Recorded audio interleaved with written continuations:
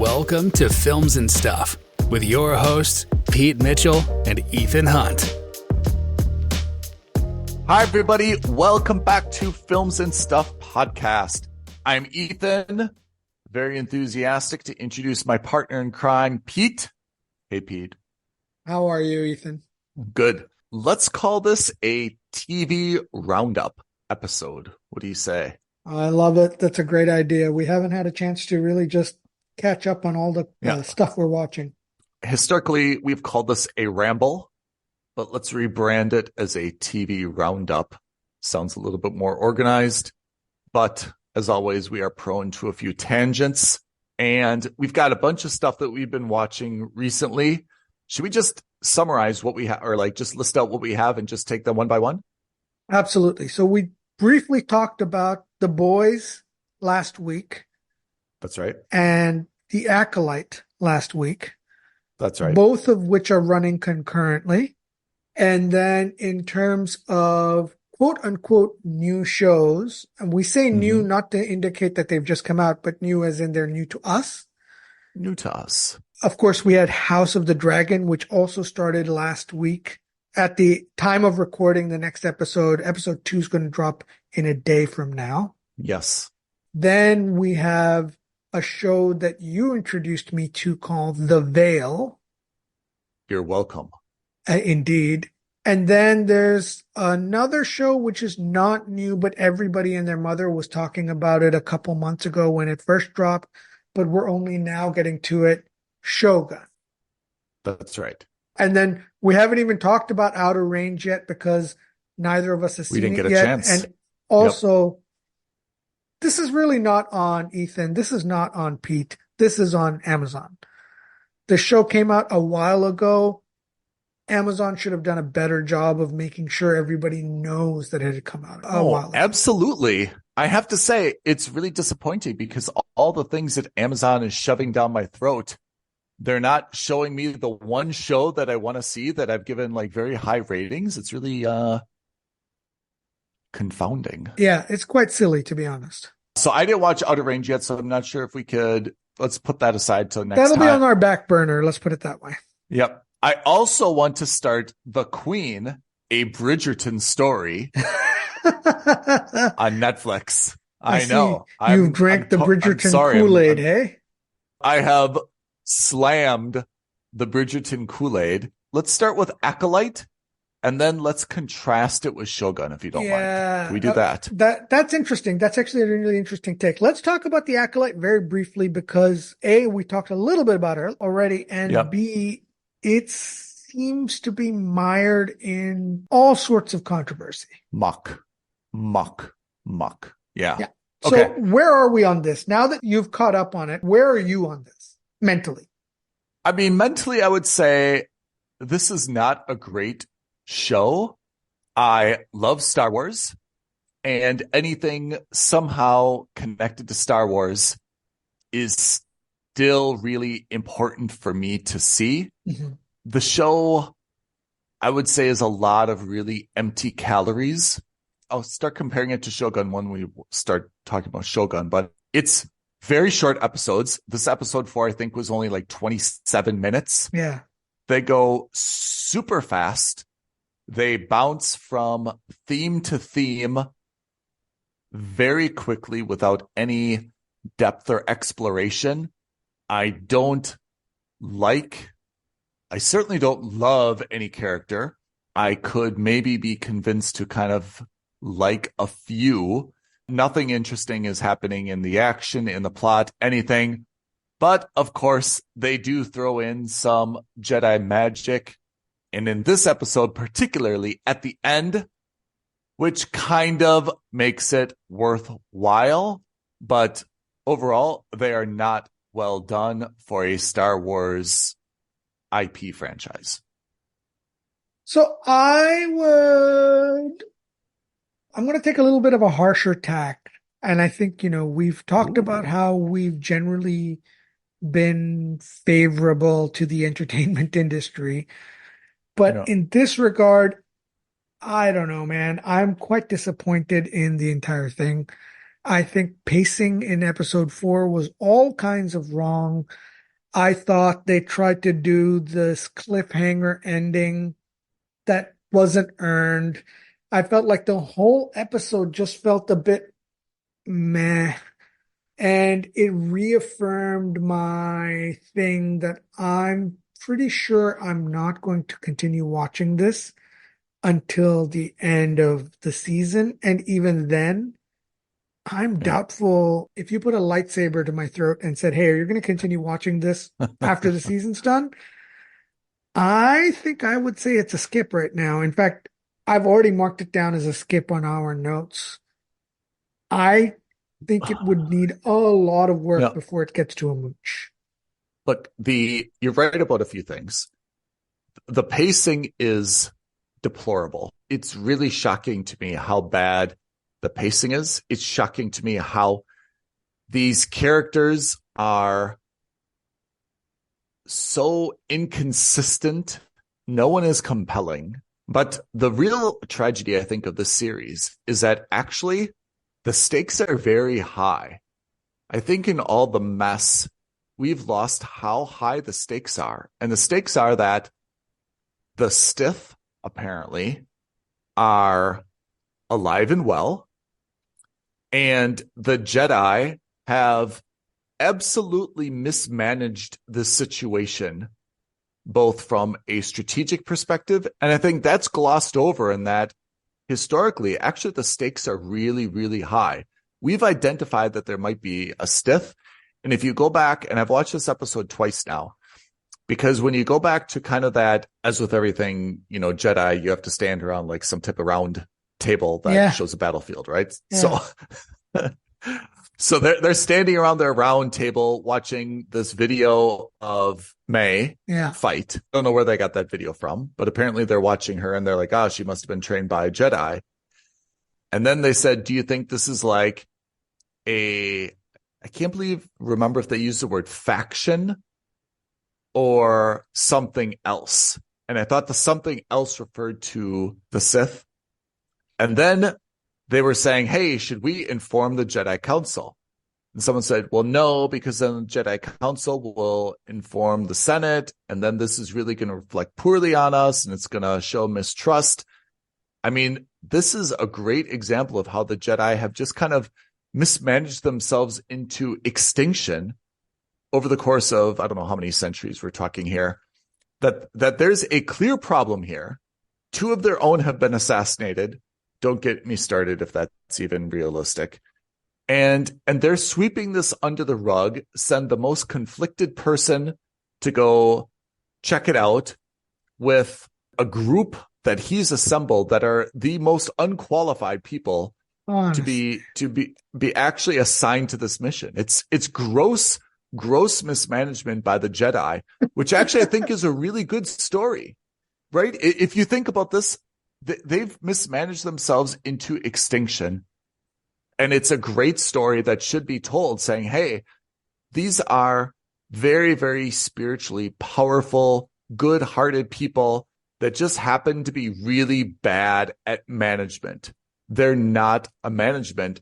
They're the opposite of the Empire, which is very, very good at management, but they're very, very bad people and have a bad mission. And that's the great good versus evil that I think is being overlooked here. I think there's a little bit of what you're saying, which is bureaucracy, right? Like this whole thing about the council and following rules and following order, which, by the way, it's a required thing, but at the same time, like, it's inept bureaucracy, as it were, right? I feel like the Empire, especially in episodes 4, 5, and 6, we saw them operating at like peak bureaucracy, right? And even in Andor, we get to see them. Yeah, in Andor, we see what a smooth operating machine the Empire is, right? Right. And to the extent where they're arrogant, but they're also thorough. Yeah. Whereas here, the Jedi Council is arrogant, but they're not being thorough about it. Right. In Andor, when we talked about arrogance, they were just like, fine, send over the right people to get that, to look at that thing and that issue and have someone doggedly search after them. Here, Hmm. they're sending the wrong people. I have qualms about that, by the way. You mean about sending Sol and Osha? Exactly. I feel like that's the first rule is if you have a conflict of interest, you hire an independent auditor, right? I agree. You don't, like in any business, you don't ask the captain of your precinct to investigate your precinct. You have internal affairs. You have an I independent agree. auditor come and do something. I agree. It's actually really frustrating because again, I like the storyline that, hey, the Jedi are really good people. They're just so good and simple that they're not able to actually organize themselves, and their absence of the ability to organize themselves is actually their downfall. But here, this bureaucracy is just totally nonsense. That everyone identifies a conflict of interest. They're saying, "Hey, Sol, we've cracked the mystery. This person, who we've now identified who it is from a video, I don't know how they got it, wants to kill 4 people. You're one of the 4. Okay, let's go track her. Let's go try to save the 3rd, but let's send you to do it, which is basically compounding your risk. Okay, you need a team. Let's give you a civilian who is also conflicted, and it's her sister. And let's give you this ragtag group of people that all have their own like emotional issues, none of whom are acting, except like the blonde lady with the horns, none of whom actually act like Jedi. It's really disappointing, right? Yeah, again, I think it's just arrogance. And to be fair, it's also, I mean, the show takes place 100 or 200 years before Yeah. the prequels, so Yeah. it could just be inexperience. Who knows? Look, there's a lot of Yeah. things, but that's a story issue, right? That's a story. Yeah, that's a story issue. That's not a series issue. That's a story issue. If you want to look at that as a narrative issue, that's not a foundational issue. Let's talk about some of the foundational issues. We touched upon pacing, which has been awful. When we say pacing, do we mean the same thing? Because what I mean is we have a character that we've spent 2 or 3 episodes trying to understand their motivations. And then in the next scene, we see them totally flip without any clear justification or event. Immediately. Kind of flip their motivations. Immediately. I've killed 2. Yeah. I'm going to kill the 3rd. Oh, you know what? Oh, wait. I Let's don't need scrap to the do whole that. mission. I don't need to do this. My sister's alive. This is all nonsense. What are you talking about? So that's one problem. That might also be a narrative issue, but I mean, that does affect pacing because there's no build up to that. There's no, you don't spend an episode going into the mentality of why that flip happens. It just happens almost unprompted. Yeah. As you said, this is a 26-minute show on Disney Plus where you don't have the limitations of time. It ended on a cliffhanger that made no sense. It's just, there's so many things about it that didn't work for me on that. The writing is awful. I mean, it is god awful. The Jedi are good. The dialogue. The Jedi are bad. That's, you know what I mean? Like, that's George Lucas levels of awful dialogue. And it was quaint for episodes 4, 5, and 6 in the 70s and 80s and the 90s. Yeah. It is no longer quaint. It is no longer acceptable now. We should strive for better. And then the PR disaster that is what's going on at Lucas on a much more, let's say, macro level is unbelievable. What is happening? The writers or the producers or the management team, whoever it is, I'm not pinning this down on a single person because at the end of the day, Lucas is part of Disney. It's a juggernaut. They're a PR machine. But instead of just acknowledging that, you know what, maybe this show isn't so far up to snuff and certainly the fans aren't happy. And by fans, I do mean the hardcore fans. I'm not talking about the average viewer. You and I are not the average Star Wars viewer. But at the same time, we are also some of the easiest people to please. Yeah. It doesn't take a lot to please us, and it would take a lot to piss us off. And somehow, like for me anyway, I feel like this is a slap in the face. And instead, the PR machine is saying, if you've got a problem with the Acolyte, the problem is you, not the Acolyte. And they're going after reviewers. They're going after YouTubers. They're going after critics. They're going after all of everybody else. They're not looking inwards. They're going on attack. I think it's awful for them to then turn around and say, you know what the problem with this show is? If Ethan and Pete don't like this show, it's because they're both idiots. It's because they're both racist. It's because they're both sexist and misogynists and whateverists. It's not because the writing is bad. It's not because the show is bad. The show is perfect. You're the problem. That's disappointing to hear. I mean, I think first things, you should be strong enough as a studio, particularly with Star Wars fans, which are a fickle bunch. Yeah.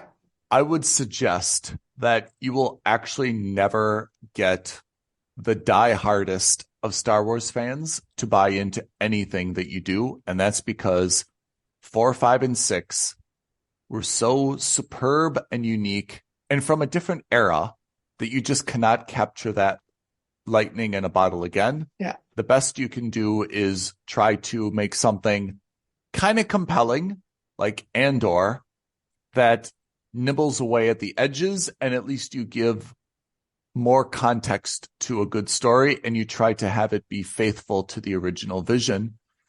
And the Acolyte, again, not knowing anything about this series, now that I see the potential of it, it could have been a really great story in terms of how the Jedi kind of mismanaged the situation.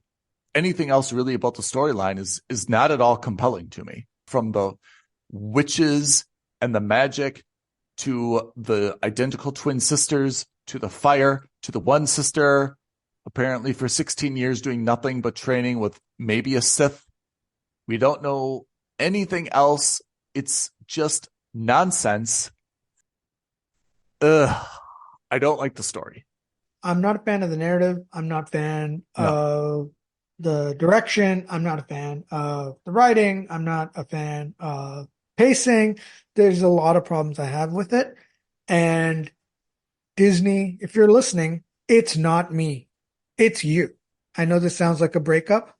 It's not a breakup. It's just, I was watching the scene in the forest and there were so many things that bothered me about it. First, who is the dude who looks like Ezra Miller? He used to be the guy who made that cocktail of poison, and then he's guiding May through the forest. Oh, yeah. What?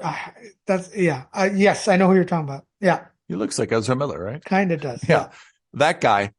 I feel like I'm being intentionally misled. There are so many signs that he is actually the Sith. I think he's the Sith guy as well. I think he's the guy behind the mask. I've got two problems with that. One, why are you shoving it down my throat that he is that guy? Give it a little bit of suspense and let me try to figure it out. But why in episode 4 are you really shoving it down my throat so much? Secondly, I actually don't think he's the guy. I think that it's just like this dramatic misdirection. Like, it's so obvious, it seems like a red herring. Sure. I don't like either one of those things, you know? Like, I'm not going to be happy with either outcome. If he ends up being the guy, there's no mystery. You've basically like subliminally written it, you know, on the screen time and time again. This is the guy. Yeah, exactly. This is the guy. But I feel like it's so obvious that they're trying to get me to believe this, that like there's going to be a reveal and he's not the guy. And I'm, as an audience member, to be, no way. I thought for sure he was the guy, right? I want it to be subtle.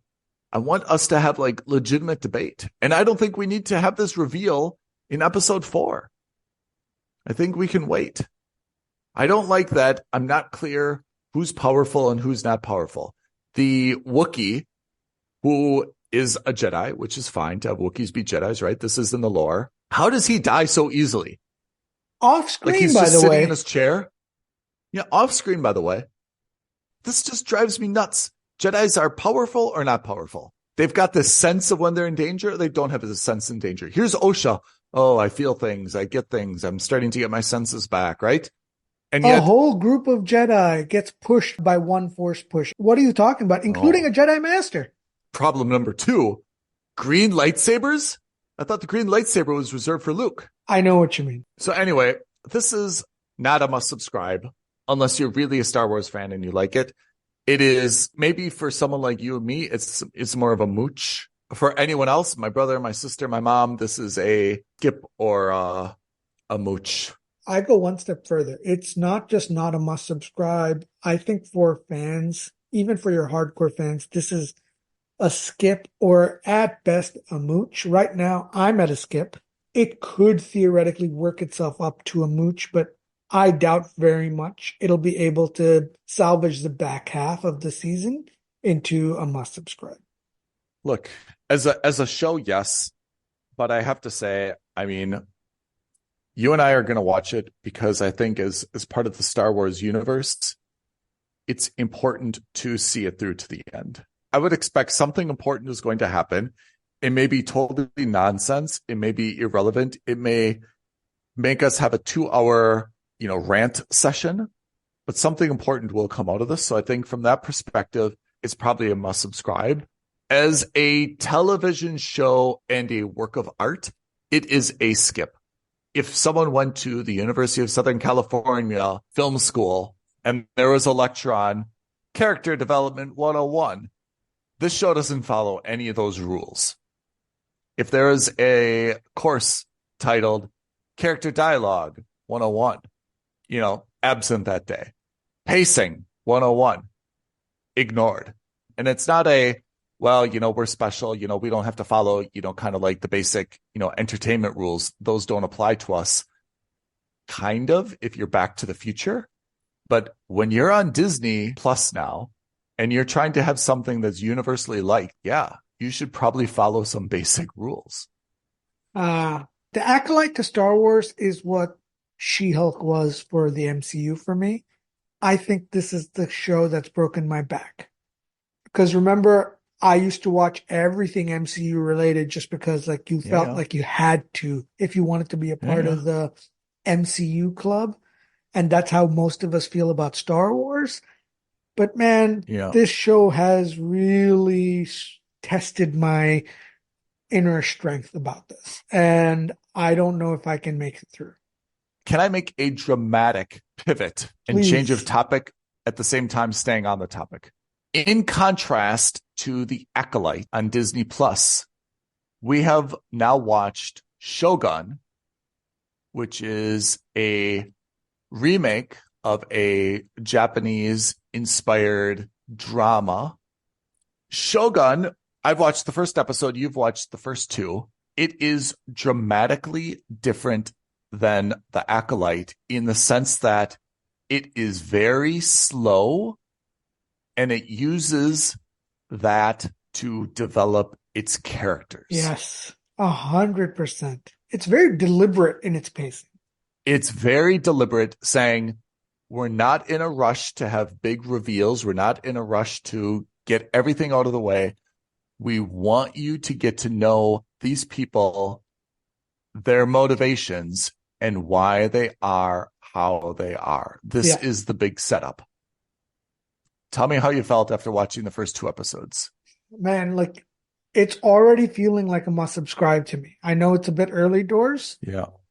First of all, the intrigue, amazing. In terms of narrative, the structure of the story and the narrative, loved it. I thought that was really, really well done.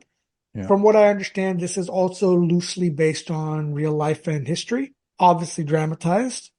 The way they've structured the story, I think, is not just respectful, but when I say respectful, I don't mean to the history of Japan, which I'm sure it is. Respectful of my time. Which is to say, hey, look, we're going to be slow, but we're going to make that pacing pay off. It's the details and the amount of time, and it is primarily in Japanese with subtitles, but it is the small nuggets of information that are revealed in conversations that are so gratifying from what I watched in the first episode that you see people's thought process. You see the long game. You see the chess match. And that is really so compelling to me.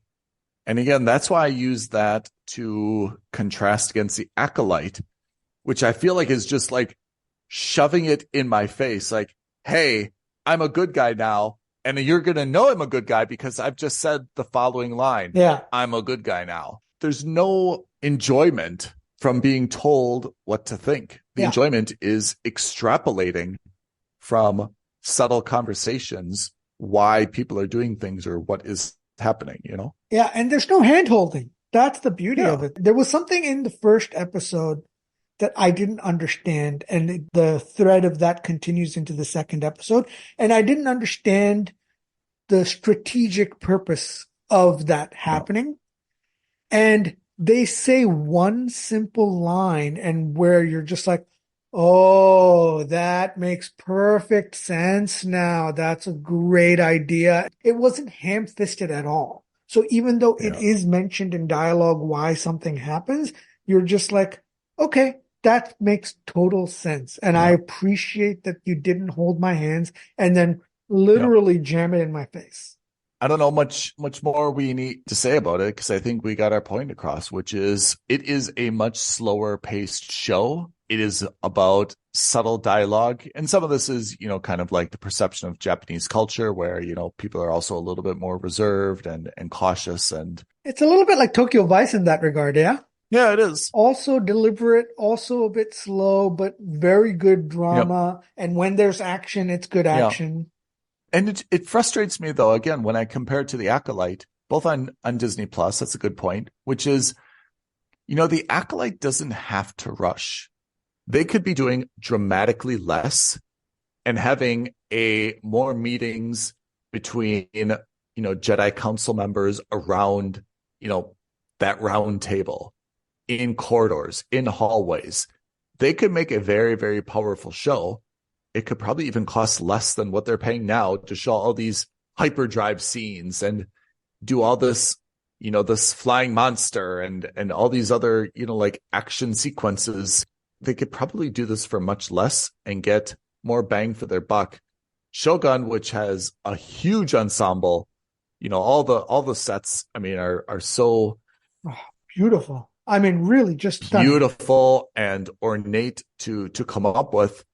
They make the most of the scenes where they're just two people and you've got a tight shot of them speaking to each other, you know, and the background could be nothing. It could be trees. It could be, you know, kind of like the wall of a house or something. I think that in terms of being tasteful and creative, Shogun is on just an entirely different level. I would 100% agree with you. Can I pivot again? So we've said Acolyte, fine. Shogun, fantastic. Getting into must subscribe territory. Something that I would think would be stylistically similar to Shogun is House of the Dragon, in the sense that they're not sci-fi. They're both kind of gritty, dirty costumes. I mean, medieval era looking, one being fictional and one being real. Yes. House of the Dragon is fictitious, but generally, you know, the same production in terms of everything needs to be new, make sure there's no car tracks, you know, no modern dress, so on and so forth, right? No Starbucks cup on the dining table. Exactly. In that sense, they're very, very similar. House of the Dragon, I think, is compelling to me, having watched episode 1 of season 2. Highly, highly anticipated. What did you come away from? Like, you came away saying season 2 is going to be blank. I gotta say, look, I think it's going to be great, but I gotta say, I was a bit meh about the first episode. Yeah. I was not feeling... Let me say this hot take. Tell me if you agree. House of the Dragon is not standing on its own 2 feet. It is still riding on the goodwill and the coattails of Game of Thrones. And that as much as we want to really get into this series, it's kind of falling flat. But we all loved Game of Thrones seasons 1 through 7 so much. And we love the idea of dragon fights. that we're still kind of giving it a pass and saying it's great, but nothing actually about it is great. I Agree or disagree with that hot take? I hate to agree. I hate to agree in the sense that I don't know how much of it is riding on coattails, but it's certainly, you're right, it is certainly a reputational win. People I Yeah. think are watching it for Game of Thrones related reasons and maybe not House of the Dragon related reasons. I walked Yeah. away from episode 1 thinking, man, this is going to feel like a slog. And I think it's because we're gearing up to another war. And Game of Thrones ended with that literal war. And it was just, it was tiring, right? Not just emotionally, it physically was tiring to watch. Let me give an analogy. Do you remember like when we were in grade school and you had to write an essay and you start writing, and then you like read what you've wrote and you're like, oh crap, I've kind of boxed myself into this answer. Yeah. I gotta go forward with this answer. I've already committed myself to it, Yeah. right? And you're like, I've got nothing really left, but I've got to like expand this last point somehow and make it work, right? I feel like that's what House of the Dragon has done. Like it's kind of like they filmed like the first few episodes of season 1 and they're like, oh crap, we kind of made that go too fast, or we've lost this character. We've made this character do this. How are we going to make this survive another 5 seasons? Because now we've already kind of like boxed ourselves in. They lost Viserys too soon. They lost the younger Rhaenyra too soon. They escalated to Matt Smith, marrying his cousin too soon. We've had all these things happen so fast in the first half of season 1. And now we're kind of stuck with what we've got. And any move is going to kind of be like a checkmate, I feel. Like I knew Aemond was not going to die in this episode. Why? Because that's the end of it. That's the end of the war. If Aemond dies, there's no one else strong on that side. We saw it in the small council meeting. Yeah. They're totally dependent on Aemond being strong, being loyal, having the hugest dragon. Once he's off the board, and what a silly plot as well. I mean, by the way, not a particularly strong plan. That's all it takes is Matt Smith saying, hey, I'm going to bribe this guy who seems to be a gambler, doesn't have any ability to win in hand-to-hand combat. You just sneak into the castle, find the guy's bedroom, and like take the guy down. Aemond? Come on. Like Matt Smith couldn't even beat Aemond, when they were jousting or sword fighting, right? So the way I'm looking at it is I feel tired not having watched any of the other episodes because obviously they're not out. And I already feel tired that there's going to be 4 more seasons of this going ahead. Season 1 went too fast. Season 1 should have been spread out over seasons 1 and 2. And now you're talking. We didn't get nearly enough time, with Alicent and Rhaenyra as kids, with Viserys and Alicent married. Yeah, we ended with and a now war. We're boxed in that we can't lose anyone. No one can die now because that's basically a checkmate. Which means that we're going to get 3 seasons or 4 seasons of them fighting, which is what I mean about that being tiring. I'm really disappointed with House of the Dragon. Again, comparing it to Shogun, the things that made Game of Thrones so great, the subtleties, so many different locations, so many different families, right? We focused on so many different things. Why isn't each side kind of going out into the countryside and recruiting houses kind of one by one? Those are all great standalone episodes that can make for a longer and try to understand, okay, we're at a stalemate. We can't go dragon on dragon. We've got to do this, through the ground. We've got to recruit all the houses. We're going to go south. They're going to go north. We got to go faster than they go. Like, why not like set the stakes and show me what is the plan and who are the important houses? Introduce me to new houses. The Red Keep is very, very insulated right now. The storylines are not compelling. Dragonstone is very, very insular right now. And it's very dark The whole thing is dark. Where are my loyalties? Who am I sympathetic for? Who am I cheering for? Is there a bad guy that we secretly kind of root for? Like Jaime Lannister? Who's our little jester? Where are we here? And look, to be fair, it's only the first episode. There's going to be more. Maybe there isn't. I don't know. It's still very early doors. Pete, that's right. It's early doors, but come on. The first episode of the second season is the one where it should like blow your mind and be like, whoa. That's the time when, like you could do the skip jumps. That's when you can kind of reframe everything and put it in perspective. Okay, this is what we've got now. We didn't really do that. We just kind of like went back to the muck. Compelling? Must subscribe? I mean, it's coattails. Too early to tell. Right now it's a mooch, but that's one episode, and even by our own standards, that's too early to tell. Let's say there's a free episode. There's a free episode on HBO. Okay, you watch your free episodes. Episode 1, season 2. I'm not subscribing to Don't HBO. subscribe. No, I'm not subscribing to Exactly. HBO. Yeah. Exactly. That's the hard part, right? Apple TV Plus does this with a lot of shows. They say, okay, the first one free. And you watch that one, you're like, oh man, I have got to watch this. $7.99 a month. I am in. Credit card, Apple Pay, double click. You're like, I got to watch this. This is an amazing show, right? Yeah. HBO?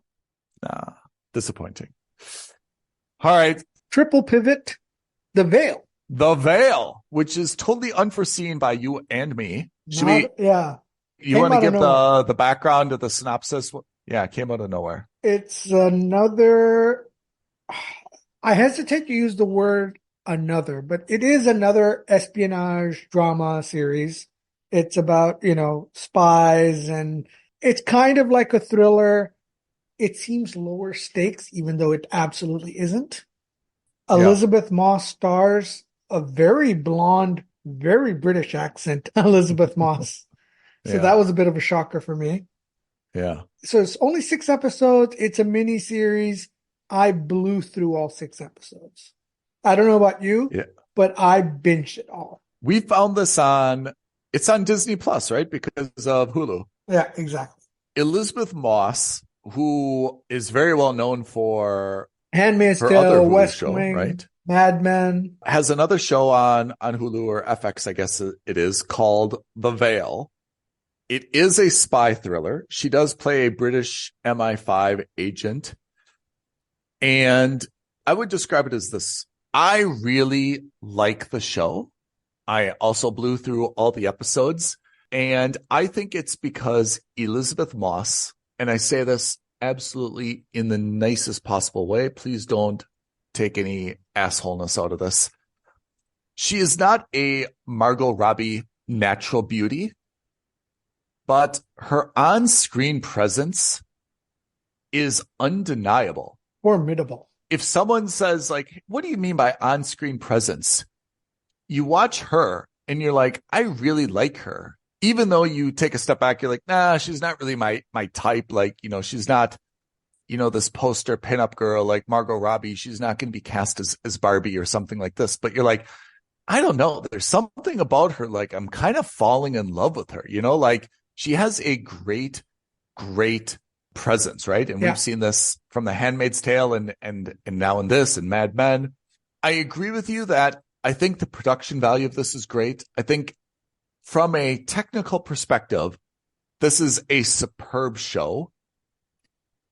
Storyline wise, when you really get into the nitty gritty, it's not really a timeless story that's kind of a generic story. New and novel. Yeah.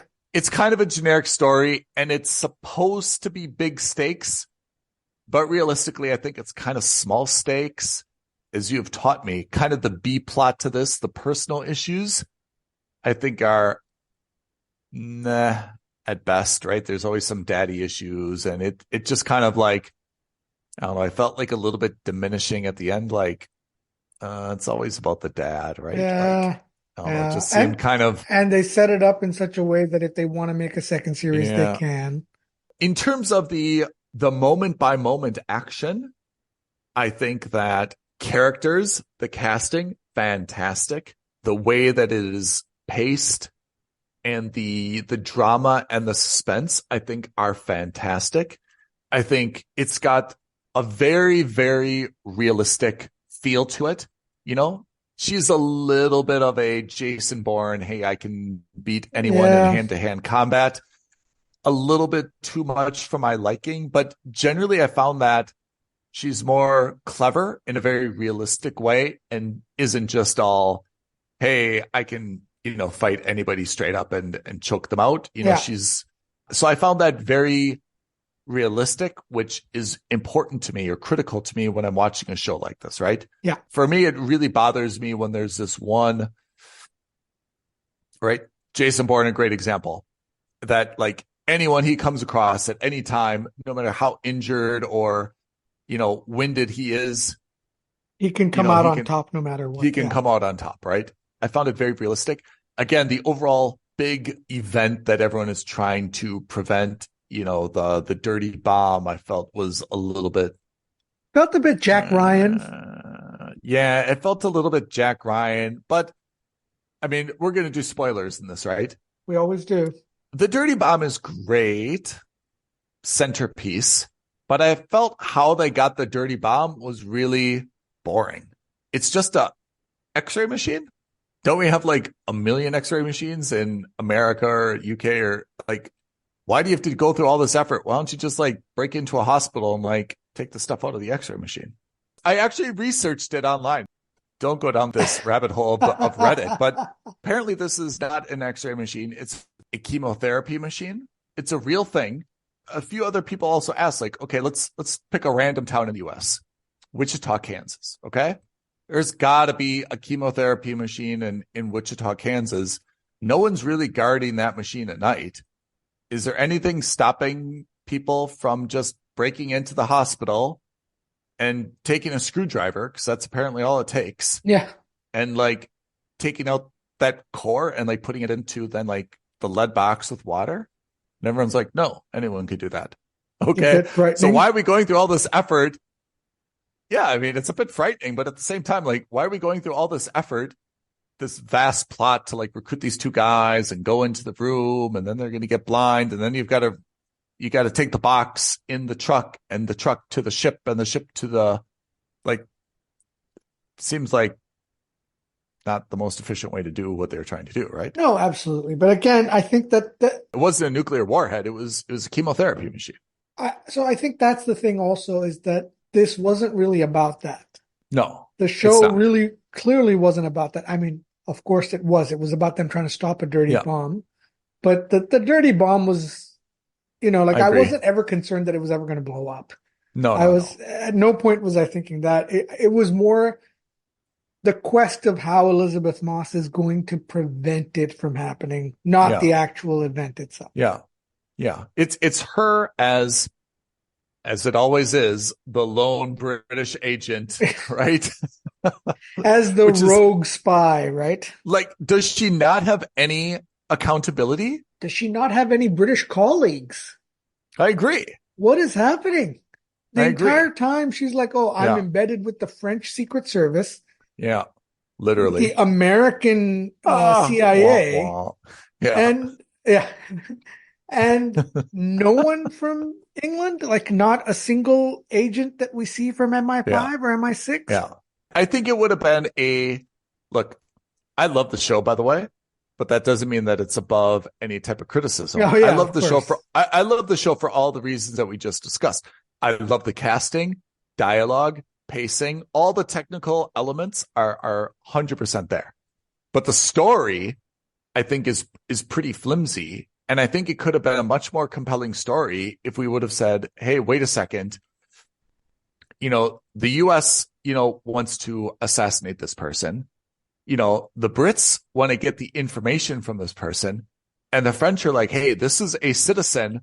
We're not going to allow this person to be like kidnapped or interrogated on French soil. If you've got this three-way battle for this person, that seems a little bit more compelling to me. Because the current one was And I do like the US agent and how anti-French he was. Yeah. I have to say that definitely landed with me. The most Right? American And American that's ever Americaned. that guy played that role very well. And in a way, he wasn't actually wrong, right? Yeah. but I like that three-way battle where everyone's got slightly misaligned interests and there's a lot of like back and forth double agenting. I thought that would have been a better storyline than what we currently had, which was Elizabeth Moss. Not clear why the UK was involved. And again, it seemed like she had no adult supervision. The US and, France clearly had their own positions. But again, it's not clear why France was cooperating only with Elizabeth Moss on this. Yeah. The overall storyline I felt was a little bit weak. When you add in her daddy issues, it became like kind of tired for me. Like, I find it to be very sexist when every strong woman's motivation is somehow seated in this deep daddy issue. I mean, that's the only thing you can call it, is a daddy issue, right? I find that to be deeply, deeply sexist. And I don't know why they do it, which is all the flashbacks. And my father, I thought he was dead and I need to clear his name. And I'm only in this line of business because he was in this line of business. And nothing else matters to me. I'm not capable of forming deep relationships or hobbies or anything. Like, it seems so psychologically basic that the strong silent type is only because I'm chasing after my father's ghost, right? And then surprise, surprise, he's been alive the whole time. Spoiler alert. And surprise, surprise, now he was working for the Russians. I'm going to go either track him down and clear his name, or there's going to be like we saw this in The Old Man. That's exactly right. With Jeff Bridges. I'm saying this. I find that to be sexist and a little bit repugnant. That why can't you just be a hero? Why can't you just be like, you know what? The world has some bad people. I'm doing this because I love, my sister and my niece so much. Maybe I lost my brother. Like, there could be another motivation for this, but I felt like the daddy issues, dating the older man, and the older man is actually friends with her dad. Like, the whole thing just became a little bit like Oedipal. ugh, Yeah. right? But that being said, despite all my criticisms about the story, I love the show and I love the characters. I thought the casting could not have been better for any single character. I thought it was great. Yeah. From the American to the French to the lady who played the Jinn of Al Raqqa. All of it I thought was just fantastic. The use of Istanbul was great, made a lot of sense. The camps, the UN worker, everything I thought was just fantastic, fantastic, fantastic. Yeah. If you like spy shows, if you like spy espionage thrillers, this is the one for you. Like all spy shows and espionage shows, you have to watch at least 2 episodes to really get into it. After I saw the first, I was on the fence, but it was really the second and third episodes that got me into it fully. Elizabeth Moss is just so fantastic, though. I don't know. It's just really interesting watching her because I feel like she has just this great screen presence and this really comfortable level of confidence, like how she deals with everybody in that show is just like, she's confident. She can leave things left unsaid. She can give partial answers that don't reveal too much. I thought it was just fantastic writing and fantastic by her. Agreed. 100% agreed. And thank you for that recommendation because I would never have watched the show otherwise. I wouldn't have either. I think it's definitely coming back for a second season. Could very well be. They left it wide open for a very natural. Exactly. Just like The Old Man. The Old Man left it so wide open for another season, right? Yeah. That it would be really disappointing if they didn't do it. Yeah. In the meantime, if you guys have strong feelings on The Acolyte, on The Veil, on House of the Dragon, tweet at us at FNS Podcast, DM us on Instagram at Films and Stuff Podcast, and as always, leave a comment below, like this video, ring the bell, subscribe to our channel, all that YouTube jazz. It helps us out greatly. Love it when you say YouTube, Jazz. All right, Pete, it has been a pleasure on this Saturday afternoon. Listeners, thanks for tuning in, and we will see you next week on the Films and Stuff podcast. Thanks, Ethan. Bye, everyone. Thank you for listening to another episode of Films and Stuff. If you haven't already, please subscribe and review on Apple Podcasts, Spotify, or wherever podcasts are downloaded. Films and Stuff. There is no substitute.